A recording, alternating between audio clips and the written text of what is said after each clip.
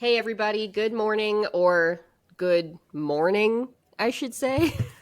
Oof. Here we are, already 5 weeks later, and we are here at the conclusion of the Hidden Inventory arc. Where does the time go? As always, I'm joined by my friends, Hannah and Bryan. Hey, what's up, everyone? It's Hannah, and I'm gonna be honest with y'all. I forgot that Geto died in the movie. That's all I got. Spoilers, if you haven't seen Zero, but also if you haven't seen Zero, like, Hopefully, I you're guess you're not getting a listening. recap in like a week, so. Yep. Honestly, this episode was packed with a lot of intense feelings. I thought there were a lot of interesting choices made in this episode as like a design wise, which we'll get to later, but I think that this is one of the better episode or one of the I guess not better because there's all of them are really great, but one of the best episodes of JJK. I'm probably putting it as like my second favorite episode so far. Dang. After which? It's debatable, but I would say maybe my favorite comes to it's a tough tie between like the one where Nobara has like the big moment with her hammer and she's like, you didn't see that coming, or it's the Yuji, what's his name? Besto Friendo fight. Oh my god. Toto. Where they work in tandem and then he claps. I The love clappy Toto. We love a big beefy himbo character. Always. Oh my gosh. It is definitely a good episode. And there's a lot of ground to cover, so we'll just jump right in. Obviously, we left off with trauma last time. We pick up sometime after the incident with Rico and the Star religious group, and of course, the incredible fight scenes that we had in the last episode. We had Toji versus Gojo. We had Purple for the first time. So in this episode, we open with our fan favorite Gojo, who has already made massive strides in his abilities compared to where they had been at the beginning of this arc, and even like immediately prior to his enlightenment that we just saw in the last episode. Because of how much his skill has increased and been refined, he and Geto have been split up. And so now with Geto's specialty being to consume and like expel curses, he's doing this alone, and we can see that he is like physically and mentally wearing down. I really liked seeing the detail also in like these physical changes in his animation, like the eye bags and like the gaunt look of his face. I thought this was done really well, but he doesn't seem to be doing so well. What do you guys think? Yeah, it's really sad because a lot of it comes in to play with like the weight of carrying all of these, if you will. Like as you consume a curse, right? It's not just the process of hanging on to that. It's also or like it's not just the process of absorbing it, but it's also hanging on to it afterwards, right? Like we've already talked about how vile it is to already ingest a curse, let alone bear the weight of it long after the fight. And so continually doing that. And I think they really demonstrated this well. The repetition of the scenes, and it was like conquer, absorb, Kurt, or something like that. And it was a continuation of kind of that momentum that I think really defines Geto's wearing down.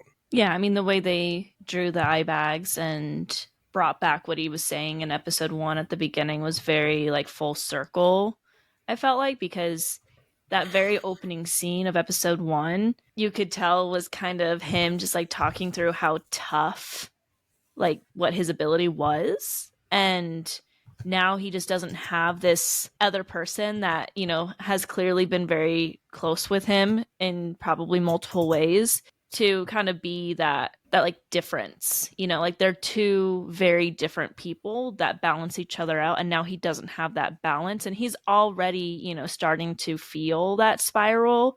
We saw that at the end of the last episode. You know, it's like I said, I didn't know exactly what it meant, but I could tell something was going on in his brain, and now we're seeing the repercussions of that, and it's just weighing on him. And now because Gojo is just really growing with what he's doing, he's being sent off to do his own thing, Geto's doing his own thing, and with the split up just comes more time to sit on those thoughts, more time to spiral, and more time to just maybe change your mind on the way you look at the world. It's tough to shoulder things alone, and Geto, I think, does that by nature, but also is now being forced to, and Gojo is like so high on this enlightenment, and is getting like some well-deserved training. He clearly is very special, but like it's putting him in like a completely different league. And yeah, I don't know that he realizes how much his friend is like suffering after everything that's happened, especially with like his own circumstances being the cause of some of that suffering for his friend. Maybe so much, like, I don't know how much Gojo has really lingered on the fact that he got like sliced in half because he was okay.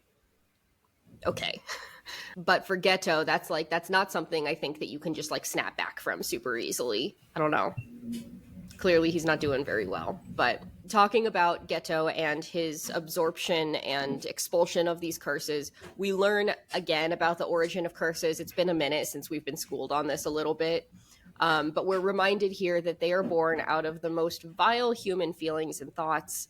Although those who practice jujutsu sorcery, like Geto and Gojo, don't generally produce curses because of the skill set that they have, and they're able to like contain and make sure that they do not express those feelings and result in those curses. Knowing that jujutsu sorcerers are able to restrain themselves in this way, Geto begins to feel a lot of resentment because now he's not only stomaching the curses alone, but he feels like it's for nothing because he wasn't able to save Rico. He did watch his best friend die, although he came back. And the people that he's saving are not necessarily grateful. We get, of course, a moody, steamy shower scene here. And in his like internal monologue, we hear that monkey terminology come up again that we talked about, that Toji had planted a seed of this thought in his mind. What do you think about this mental spiral? And also, like, is he wrong?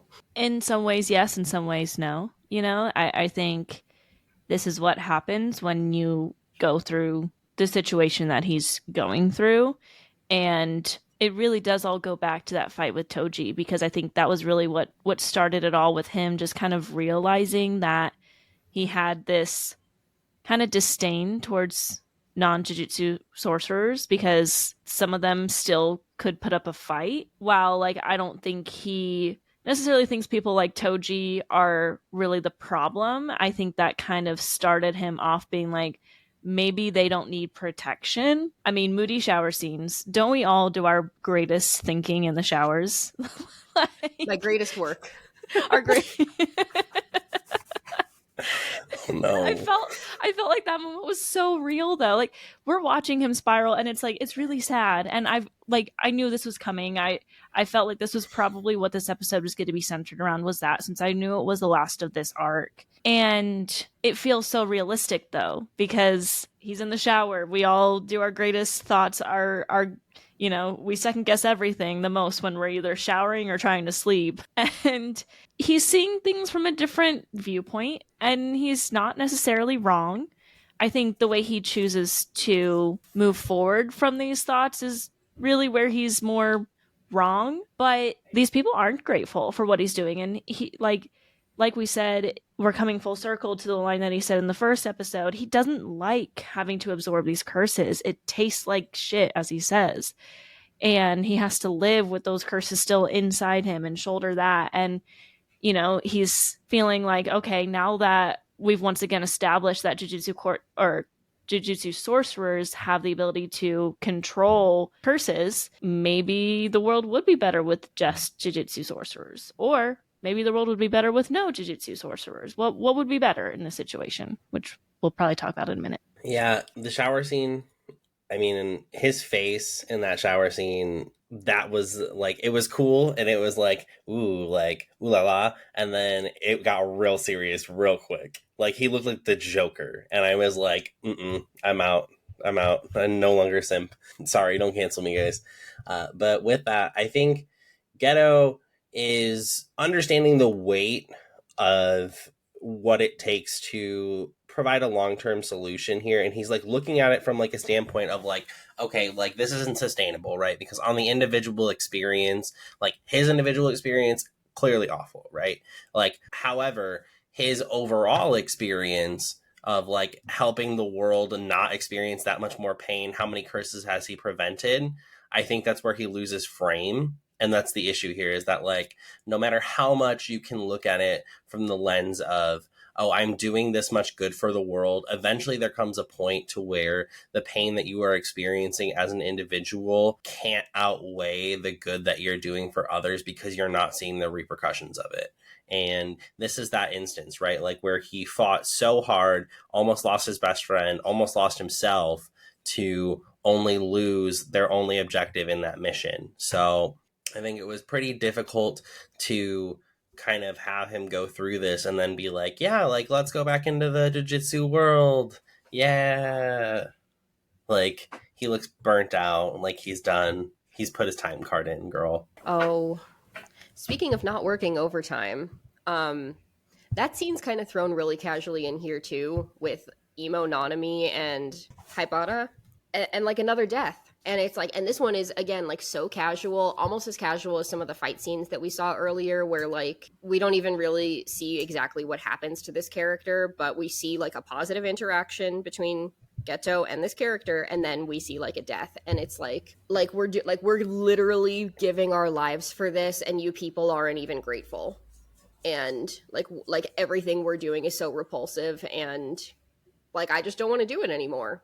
Why would I? It's like there's no thanks in this job. We obviously know that he's wrong, and this is like an extreme way of thinking because not everybody is like that, and yet a lot of people are. So it's like, it's understandable, especially going through the trauma that he has just gone through over and over. And again, the nature of his job, like I wouldn't really want to do it either, I don't think. Maybe wouldn't fly to the opposite end of the spectrum quite as fast, but who knows? I haven't been through an experience quite like that. Yeah, understandable that he's at least reaching a breaking point, I think.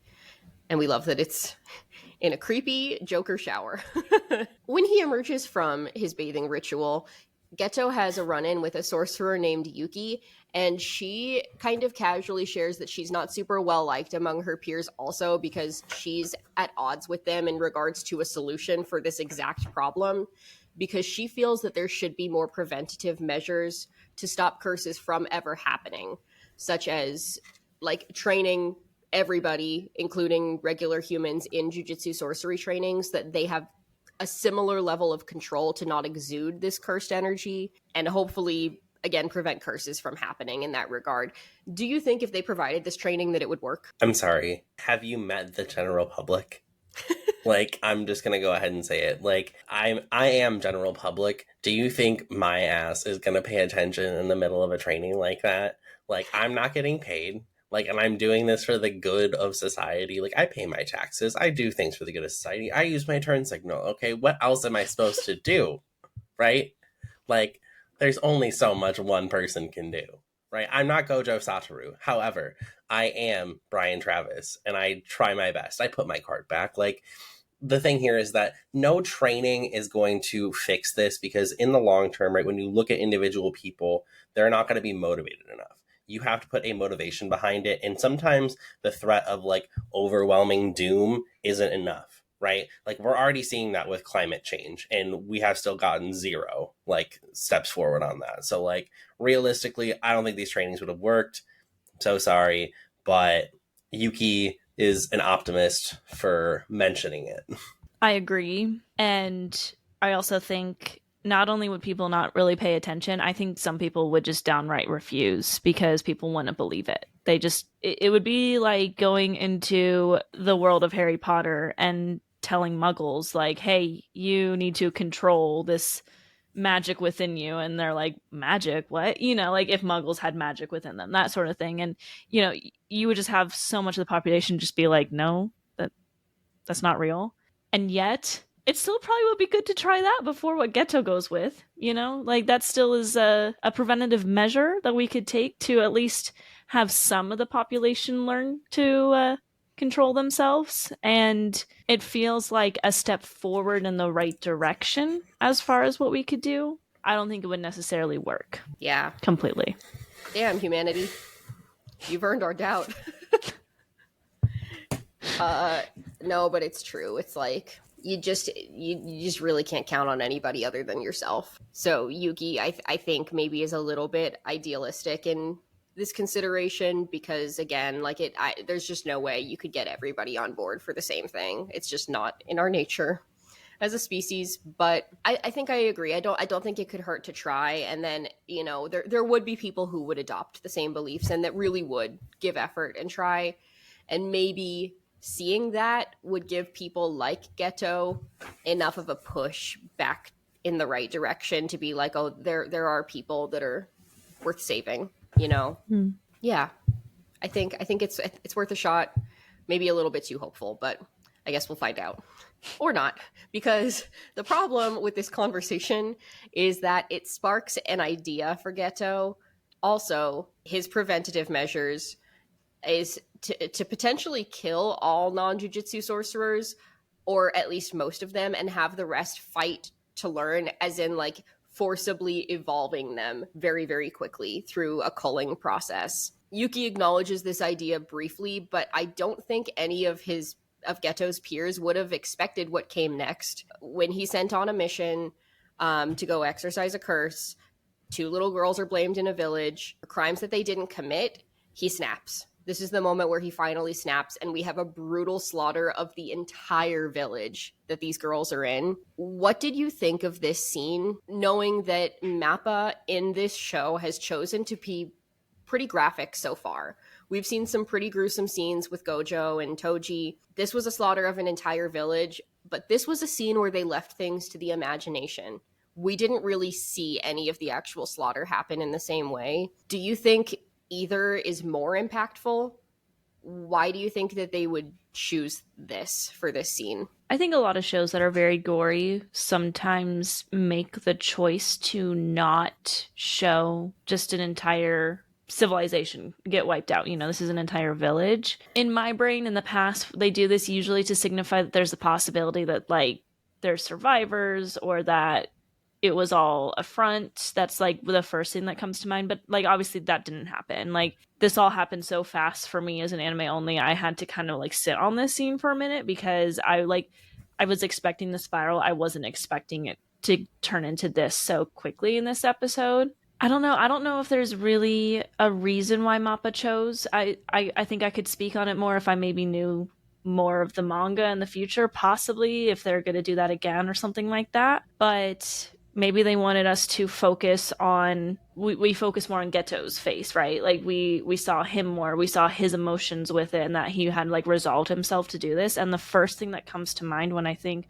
about all this conversation is Eren Yeager. Like, this is reminding me so much of his spiral through the show of Attack on Titan and what he chose to do. Again, you know, I sit on the side of like what he does in this final season, what Eren does in the final season is not right. But I also sit on the side of like, I understand where he's coming from. I see why he went in that direction. And the same with Geto.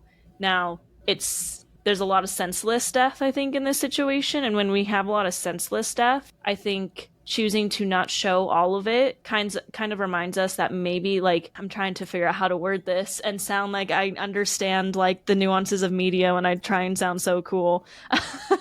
I feel like a lot of times when they focus on like the emotions of the person committing it, we're really more focused on how Geto is feeling in this situation, and we're not seeing every single person die, because we just know that those are some innocent lives.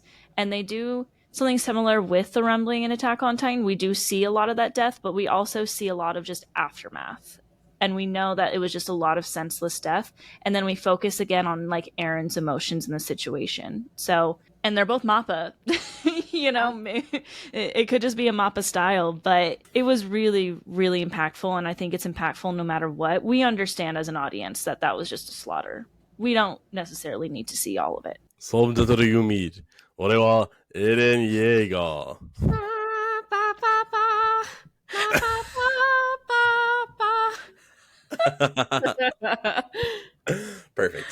Perfect intro to my answer to this question. I think as like a big horror fan, in horror a lot of times it's equally as important as what you're seeing on screen is scary as to what you're not seeing on screen, right?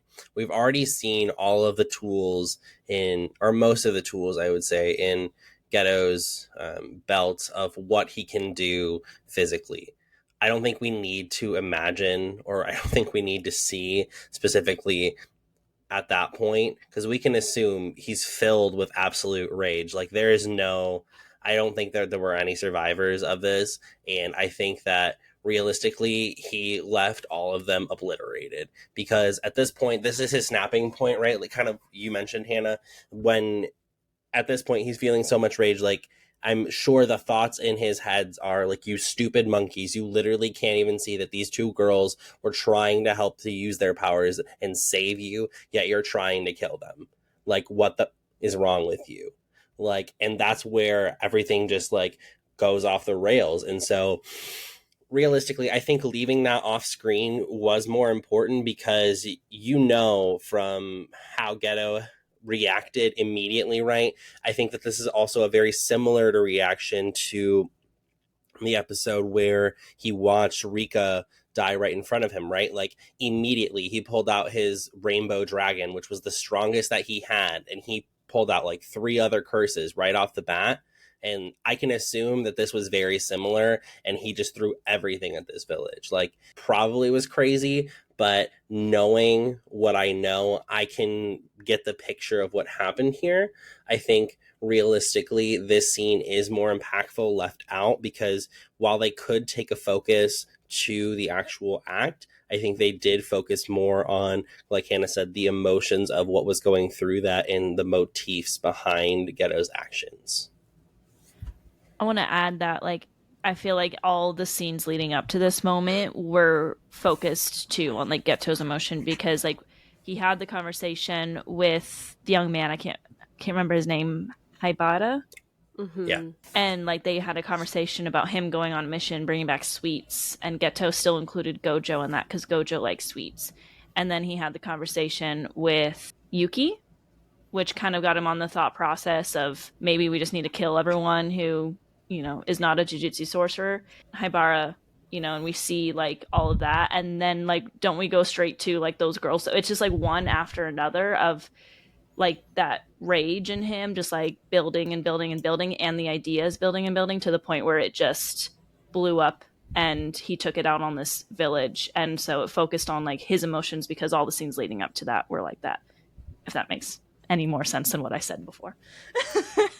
No, it does. It's a steady build and a snapping point, and we knew that this was coming for him. And we were even talking about this in the last episode, because Gojo made that like offhanded remark in the after credit scene, but Geto thought about it for a minute, and he exercised some self-restraint, and he said like his line was actually very impactful, because it was something to the effect of like, it's very important that there's a reason.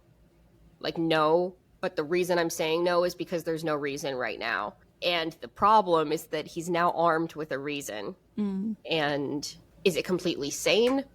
No. Do we understand how so much trauma and labor built up to get to this point where maybe he feels that way? Like, I do kind of get it. But it doesn't make it any less horrific.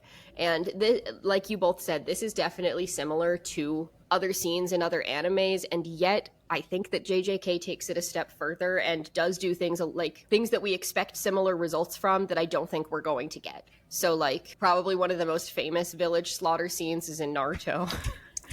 Let's go. We all know that we're introduced to that concept of like Itachi very, very early on. Our expectations get subverted in a different kind of way. Expectations get subverted. JJK is part of the Dark Trio for a reason. And I personally, like, I do not think that we are going to get a redemptive arc for Geto. I think that he got a lot of relief out of exercising not only what he feels maybe are the real curses, but also, yeah, just like all of that pent up stress and those feelings. Like, I think he enjoyed doing this. And I think that he feels justified in it because, again, he has that reason now. He feels to back it up. So I don't think, I think he's gone. Yeah. I don't know that we're going to see much more of sweet original Geto after this. Yeah, and he feels very justified. And like the village, you know, obviously wanted to kill those 2 girls. And I think, you know, that's why he killed the village. But also, like, you have to understand there's people in the village that wouldn't agree with those 2 girls too. But he's justified in killing them all. And again, kind of to tie back to the rumbling, it's like Eren justifies killing everyone because of the group of people that has prejudice towards his race, but there's lots of innocent people out there, but you feel justified in just wiping all of them out because at least wiped out all the bad people, and you think that the innocent people that are involved also have something to do with it. Like, that's how you kind of justify it in your brain, which is really interesting. There's a lot of themes with similar tones in Japanese media. It's interesting. That's another conversation. But yeah, Geto has snapped, and I don't think that we're getting him back. I do agree. I think it was more impactful to not see everything that he did, because you can imagine it. It's not about them in this scene. This is about him and his snapping, which is terrible because it really even like lessens his victims even more. And who knows how many there were or like what exactly he did. Like, it doesn't matter. But he's like a terrorist now. Not good. Luffy is also a terrorist, but hey, we stand him. Oof. He's a pirate. Arr. Pirates are literally Arr. terrorists. Terrorists of the sea. So obviously this is like a huge shift in character for Geto, though, and it even happened a little bit quickly for us as the viewers, but we know that this had built up over time and that people just didn't notice. So the next scene that we get immediately after this slaughter is with Gojo and the sensei that he and Geto share, and their teacher is sharing the news that Geto has snapped and killed a whole group of people and that he's sentenced to death. This might be one of the first times that we see Gojo truly serious. He's even angry in this scene, and he storms off to confront Geto, who admits that everything is true, and he poses a really interesting question at the end of their conversation. He asks, "Are you the strongest because you're Gojo, or are you Gojo because you're the strongest? And if I could become Gojo, would I be the strongest?" Let's dive into this a little bit and analyze. What do you think? Oh, I mean, I think, while every dichotomy that's asked like this has a certain amount of balance to it, I think realistically, it's not Gojo himself. Like, Gojo himself is cocky, arrogant, skilled, and like naturally adept, sure. But it's the power that he holds that makes him the strongest. Like, being able to use all of these amazing techniques and even still what we don't know about Six Eyes, right? Like, there's still a lot of power that's to be unlocked. And he said that he still needs to work on domain expansion. Like, it's the powers that he's been given through his bloodline that make him special and that make him the strongest. Now, him working on it, yes, that makes him, usable. However, if we compare this to another anime, if we look at My Hero, right? Deku received All Might. He was nothing before that. Or the power... Deku received the... What is it? Eat this. One for all. One for Right, all. one for all. I was about to say all for one. He received the also, hair. Quick tangent. Okay. So when I was first watching My Hero, I thought that like the one piece of hair was just like a little bit of the power. And I thought by the end of the show that All Might was going to be bald because Deku needed to eat all of the hair. Oh my god. So I would pay so much money to see that, though. All Might being snatched.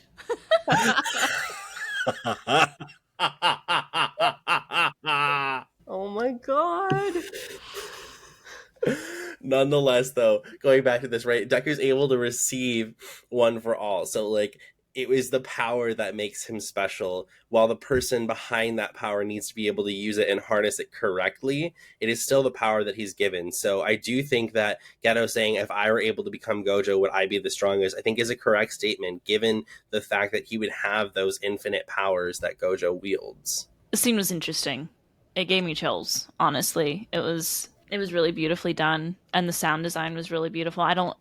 If I'm recalling right, there was like no soundtrack. It was just the sound between the two of them. And of course, it was right after like Geto showed up talking to, I can't remember her name. She's barely appeared in this, but I think she's related to Nobara. Oh yeah, hang on. What's her name? Oh yeah, gosh. the third girl. The third person in their group. Lollipop, yeah. He approaches her. Shoko. So right before Gojo and Geto interact, Geto approaches Shoko. And it's super casual. And she's just like, "Did you do that?" And he's like, "Yep." She's like, "Okay." She's just talking to him. Cigarette. Calls Gojo. And Gojo's the one who's like truly shaken up about it, which you would think was the other way around. Because if I'm remembering correctly, we had met Shoko in episode 1 and she was a mess and a half. If I'm remembering correctly. It might have been someone else, but Wasn't she the one that was like exploring that like haunted mansion and was the one who was like scared the whole time? Or was it No, someone else? no, she was with Gojo, I No, she think. was with Gojo. Okay. I'm remembering incorrectly. See, this is what happens when we talk about a show that I haven't seen 15 million times. Anyway, I just exposed myself. Don't cancel me, okay? Sorry, JJK fans. I'll get there. But still, it was interesting to see the contrast between like her interaction with Geto, because what I've seen of her, I would think she'd be a little bit more like surprised or something, and that Gojo would be calm because it's Gojo and he's just kind of like we've seen a lot from him in this arc, but I still would feel like he would just be like, what are you doing? You know, like let's talk this out. And he's like visibly shaken the whole time. The voice acting was really like spectacular too. Like as soon as like I hear people like heavy breathing, like you feel that anxiety and it's so real. And the question, like, are you the strongest because you're Gojo, or are you Gojo because you're the strongest? I think that's interesting. I think that's gonna resonate with him, but I don't think he really knows. I don't think Gojo knows the answer to that. What I found was actually more interesting was when Geto said, like, go ahead, kill me. That would make sense, or, you know, that would be a justified killing. Like, he is very aware, like, because everything he's saying is like, these are justified killings, right? You know, unlike what he said at the end of last episode where he was like, there would be no reason for it. He's like, you can kill me, there would be reason for that. And he's only killing people where he thinks there's a reason for it, and he's justified that in his head. And he tells Gojo, like, there'll be a reason for it. He understands what his actions have done, but Gojo still can't do it, you know, which don't really blame him after the friendship that they've had, possibly more than a friendship. But I thought that was really interesting and could possibly really be kind of a, not really a breaking point for Gojo, but also a breaking point for Gojo. Just like to hear Geto say that, and then for Gojo to not be able to do it at this point. And then afterwards talking to the sensei, and sensei was like, why didn't you kill him? And he was like, do you really have to ask me that? Just like that whole thing. And my brain is all over the place for this episode because it was just really beautiful and really sad. Just like that sequence of events was just really, really powerful. And I mean, I hear that's the last we're seeing of Geto, so I don't know. We'll see. Man, it was just like thinking back on it. Like I can't really think of words because it was just so powerful and so sad to see these two that have clearly been so close for so long and worked so well together. A few episodes we were laughing at them being on the phone with each other like, are these your guys? He just took them out like that, you know, and now they're, you know, in this situation just really because of one fight with Toji. It's crazy. It's crazy how impactful that fight with Toji was with everything that happened. This is it. And it definitely, I don't know, it definitely was the beginning of the rift between them, was the fight with Toji, and not necessarily because it was either of their faults what happened. It really had nothing to do with them other than like that they were under this impression that they were the strongest, and they got humbled real quick in this fight in a number of different ways. And what happened to each of them, though, was like very different. Obviously, like, Gojo got messed up, but he ended up being okay and had this moment of enlightenment in the middle and kind of like almost attained this godlike status instantly.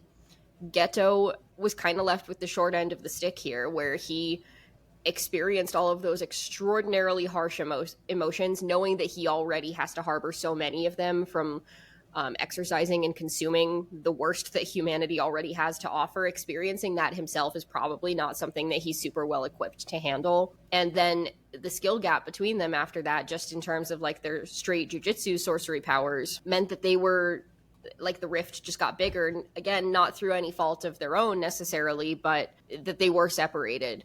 And so it made me wonder if Geto maybe, and he hadn't really addressed this directly, but it made me wonder if maybe he was a little bit jealous of Gojo, like receiving this enlightenment, surviving what would be a certain death in any other circumstance. And then, you know, like, again, Gojo obtains this godlike power. That's what we kept saying about him last episode. And that's kind of what Geto wants right now. This is like what he's idealizing. He's like, if I could forcibly make this species evolve, we would be better off. And that's like very, very, it's like hubris. Hitler-esque. yeah, it's hubris. It's like it's not attainable. It's not realistic. And then he asks this question, like, are you the strongest because you're Gojo, or are you Gojo because you're the strongest? And if I could be Gojo, would I be the strongest? Because I can't be. I don't get the power that you have, but maybe I can force something similar, was kind of what I read into it. And yeah, like, you could kill me right now. You would be justified, but I know you're not going to. And I'm going to go do my thing. I've made my choice. I've never felt more at peace. This is like, this is the path I've chosen for myself, and I'm sorry that it results in our breakup, basically. It is really heartbreaking, though. It's always, like, really sad to see a friendship end, but in such an extreme way is, like, extra brutal. But I do think he is imagining himself something of a similar god, and he's like, if I can't gain it through birth, like you did, I will get it through hard work and practice, and I'll do with it what I want. So, very interesting. Don't know that it is truly the last that we're going to see of them, but this means Gojo actually starts thinking for once. He has to have a couple thoughts here. It's interesting because he really goes straight to Megumi next. And you'd think that this might be one of the last people that he'd want to see after everything that's happened, knowing that this is Toji's kid and was just mentioned in passing, but he goes to, like, essentially adopt him, and this scene is very funny and lighthearted given everything we've just been through in the rest of the episode. But he's like, hey, I just killed your dad. Megumi's like, I've heard enough. I don't care. Like, good riddance. And it's just really funny to see this, like, interaction of, like, high school age Gojo, little Megumi, and this, like, adoption scene, even knowing who the father is. Then we cut to the future, and we see some very familiar faces for the first time in 5 episodes. We see our sweet little trio, and I thought that this was another really interesting choice. What do you think is the significance of these two scenes right together, right after Geto and Gojo's falling out? It's signifying that it's time to revert our attention back to the characters from season 1. You know, I think it's just kind of showing us, like, all right, like, we're closing up this flashback. It's time to move forward. We've established, like, what went down between Geto and Gojo. We've established why Geto ended up the way he was in JJK 0, and now that we've established that, like, it's time to move forward. Little Megumi, oh my gosh, he's so cute. Oh, I was like, that's my favorite character. Yay, he's back. This is what it's like to not have your favorite character in multiple episodes of a show. Can't relate till later on in Demon Slayer. Anyway, it made me so happy to see them, and I also thought it was hilarious just the way Gojo, like, greeted Megumi with that, like face. He's like, you look just like your father, and that Megumi didn't even let him finish saying, about your father, I killed him. He was like, I literally don't care what, like, I don't even know him. Like, it was so Megumi of him to say that. I'm like, oh, I missed you. I see that you are the same as you were. But it's so good to see them, and it's exciting. I think that it's time for us to get back into the story from season 1. It feels like it's been about 15 years since I've seen our, like, season 1 characters. So I think I'm going to take this a little bit further, and I want to call back to what Emily said, that in, like, the first episode we did of this, about how there was a haze over the animation. Now, of course, the little Megumi was super cute, right? Little baby boy being he was, like, born a sad boy, which, I mean, I guess you don't choose that life chooses you, which, I mean, he said Giyu, he, like, high-fived him through the multiverse, I promise. That happened. Nonetheless, right, so you have Gojo wake up, and at least from my eyes, I definitely saw a crisper animation style, so I think that this was actually a nightmare for Gojo, and that you saw him wake up on the chair that he was sitting on, and from there, it kind of was like him coming out of a phase, or like a hazy fog, if you will. So I think it was a quick recount of, and a good, I guess, precursor as a manga reader to what will come next, because there are events going forward that rely on what's happened here. And I think that's what's important. I'm not going to say any more than that, but I do think that it's very nice to see Yuji and see present day Gojo because, just the man himself. We love present day Gojo. And we love our goofy little trio. Quartet, perhaps. We'll include Gojo in that. Yeah, I don't know. I think we give Gojo a lot of crap for being super unserious most of the time, but the truth is he actually is incredibly intelligent when he applies himself, even as a teenager. And I thought that these scenes together were really interesting, knowing that it's a sad ending that we have in this episode between the friendship of him and Geto is never going to be what it was. Even if there may be some love still there, it's never going to go back to the way that it was. They're never going to be the strongest again together. And that's really sad. But I think that it forces Geto's hand in Gojo's hand, into thinking about the future and investing in the future. Immediately he goes and he gets Megumi because he understands the power that his father wielded, and he knows that it's probably not best used by the Zenin clan, who would want him. And then, we wake up from this dream, and it's and here he is, he's looking at, this is the next generation of people that he's guiding as a teacher, because he knows that, yes, maybe he is or once was the strongest, but that it is best not to do it alone, seeing what has happened to Geto. You need to rely on other people that you trust and that you believe in, and you need to have faith in the future and in the next generation to be able to carry on the legacy. So I thought that was a really cool way to end this episode, to have him with the people that he feels are the future. That mostly brings us to the end of this episode. We'll maybe talk about any final thoughts before we jump into our favorite moments. One other thing I did want to bring up myself was the scene with Geto. Before we cut to the future, we do get one more scene with Geto where he's kind of taking over the former Star Religious group as the leader. Again, this is, in my mind, him likening himself to a god, because he also gives a very grotesque demonstration here of his power. And he's like, if you don't like it, this is what's going to happen to you. Just something to note. Given that that's his first act of power. Any other final thoughts before we move into our favorite moments? Also, the outfit change. He's like, I gotta give him a little bit of a flashiness. Our little theater okay, performer. Tengen-sama. Wait, Oh. What? Confusion. Tengen's looking rough these days. I heard somewhere that the guy he called up, I couldn't remember this, but the guy that he called up and then killed was the guy who actually took Riko's body from Toji. I didn't catch that, but that's really interesting. Dang. All right, JJK. Any other thoughts? All right, favorite moments it is. So I will go first. I just have a theme that kind of ran through the whole episode that I want to call out, and that's the sound design for this particular episode was just so haunting and spectacular to me. And so a couple scenes where I noticed it in particular were, of course, the screams and the horror in the slaughter moment, where we have to rely purely on that auditory sense to understand the context of what's going on. I thought that was horrific and really, really well done. Knowing that we built up to that, though, there were a couple other moments in the episode that I think foreshadowed it. And so we have scenes with water, the shower sounds that we had, and even when he's sitting in the hallway with Yuki and we hear the rain layering, I felt personally that it layered and escalated to the point where it also almost sounded like screams.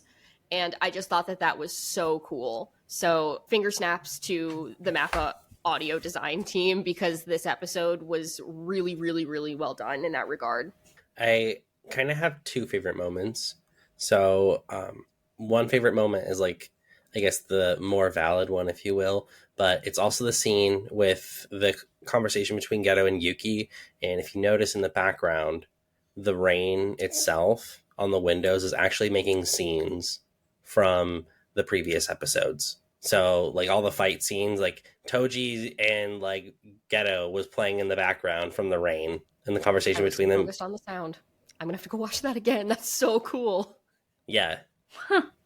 And so it kept and it transitioned throughout, and as the rain got into heavier scenes, but it was displaying a bunch of different things. It's very light, but you can see it. And then the other thing that I want to call didn't occur in the episode, but it occurred on Twitter. and I want to call out the KFC Twitter admin, because the fact that Gojo and Geto broke up in front of a KFC, first off, out of pocket. Second, the KFC admin being watching Geto and Gojo break up from behind the register, these chicken nuggets about to be extra salty with my tears. Oh my I God. saw that. Or something like that. Bro, I was dead. I lost it. I love it when people in charge of Twitter or social media for these like big companies talk about anime, because Wendy's does it with Demon Slayer all the time, and it's so hilarious. Everyone's just like, Wendy's admin knows what's up. Now we know that KFC's admin knows what's up. Oh my God. Oh man. Anime really is mainstream, y'all. If you didn't think it was before, it is now. So interesting that we keep mentioning the scene with the rain, because I noticed something else with the rain when he was talking to Yuki. I felt like the rain, and they might not have meant this might have just been me. I thought the rain sounded like clapping, like the people clapping at the end of the last episode. And I think that when it first started, that was what I was thinking, was that he was thinking of those people, and then I realized it was rain. But like that sound never, to me, felt 100% like rain. It like literally felt like I was listening to people clapping. So I'm like wondering if now there's like a 3-parter to that, where it's like they actually meant to do that, because I think that's very possible, because that scene where those people were clapping was so integral to his spiral, honestly. Other than that, just to be like on the happier side, I really just enjoyed the scene with Megumi when he was little, and then transitioning over to our main trio again. Like I said, it feels like it's been about 15 years since I've seen them, because they weren't in JJK Zero either, so it's literally been quite a while since we've seen them. And it was just Facts. It was good to get that loop back. Also, when Bryan mentioned like this whole arc kind of seeming like a dream, that reminded me too that if you look closely when they're like waking Gojo up and he lifts up his mask and you can see his eye, it's actually red underneath it, like he was like crying while sleeping. Like it was, I think it signified that he was reliving those memories through a dream, and those scenes being back to back really were more of a sign that it was like, yes, we're moving on to the next arc. We're like, we were living those moments through Gojo's like sleeping brain while he was at, you know, JJ or Jujutsu High. So all really well done. It's making me a bigger believer in the beauty of Jujutsu Kaisen, I gotta say. We'll see where it goes from here. I hear Shibuya is gonna get me even more, so Oh, yay. it will. Don't you worry. You don't need to worry about that. Oh boy. I don't I'm want in it, for actually. I'm gonna stop watching. Sorry. Like how? And now it's time for our Taishoera secret. But it actually is. So we didn't linger on this for very long, but I want to bring up Emo Nanami and Haibara again. And Haibara is such a short-lived character, but he is like so funny and sweet in the couple scenes that we do get with him. And so the Taishoera secret is not really a huge secret, but there is a pretty valid fan theory that has floated around about him for a while, that the reason that Nanami likes Yuji so much later on is because he and Haibara were like best friends, and obviously we know that things did not end well for Haibara. So it honestly kind of breaks my heart, but like they are so similar, and it's just so sad that his death is so unglamorous. But getting to see like his friend again in Yuji, if that brings even a little tiny bit of joy to Nanami, then I'm all for it, because I am a Nanami believer in this house. On that note, rest in peace, Haibara. I know you would have loved Jennifer Lawrence. All right, I think that's what we've got this time, folks. So we'll see you next time in Shibuya. We're really looking forward to it. And in the meantime, if you've enjoyed what you've heard today, please give us a like, give us a download. We are the Hashira Half Hour on social media, at Hashira Half on Twitter, X, the artist formerly known as Twitter. We are on all socials. Give us a follow, give us a comment, ask us a question if you have any, and we will see you next time in Shibuya. Until then, umai. Umai. Shibuya, baby. Umai. That's showbiz.